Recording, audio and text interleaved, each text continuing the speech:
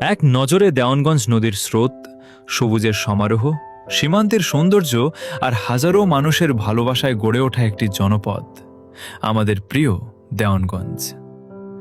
জামালপুর জেলার একটি গুরুত্বপূর্ণ উপজেলা দেওয়ানগঞ্জ। ইতিহাস, প্রকৃতি, কৃষি, নদী আর মানুষের বৈচিত্র্যময় জীবনযাত্রায় সমৃদ্ধ এই জনপদ যেন নিজের মতো করেই স্বতন্ত্র। ভৌগোলিকভাবে দেওয়ানগঞ্জের অবস্থানও বেশ গুরুত্বপূর্ণ।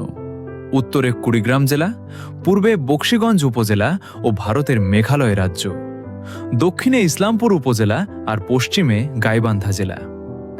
জামালপুর জেলা সদর থেকে দেওয়ানগঞ্জের দূরত্ব প্রায় ৪২ কিলোমিটার।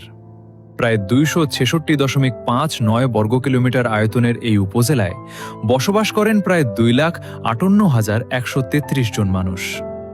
এর মধ্যে পুরুষ প্রায় ১,২৬,৬২৩ জন আর নারী প্রায় ১,৩১,৫১০ জন।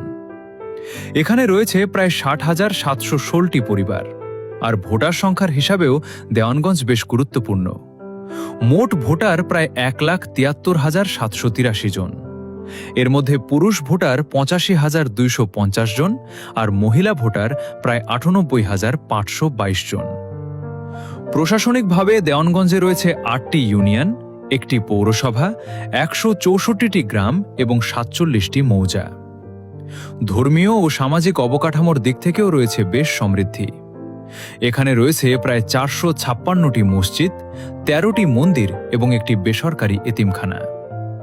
তবে দেওয়ানগঞ্জের সবচেয়ে বড় পরিচয়গুলোর একটি এর নদী আর প্রকৃতি।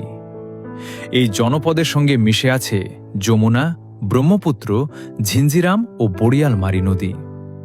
এই নদীগুলো কখনো মানুষের জীবনে বয়ে আনে আশীর্বাদ, আবার কখনো ভাঙন আর কষ্টের গল্প লিখে যায়। মানুষের দৈনন্দিন জীবন ও স্থানীয় অর্থনীতির সঙ্গে জড়িয়ে আছে ১৫টি হাটবাজার। শিল্পের দিক থেকেও দেওয়ানগঞ্জের রয়েছে আলাদা পরিচিতি।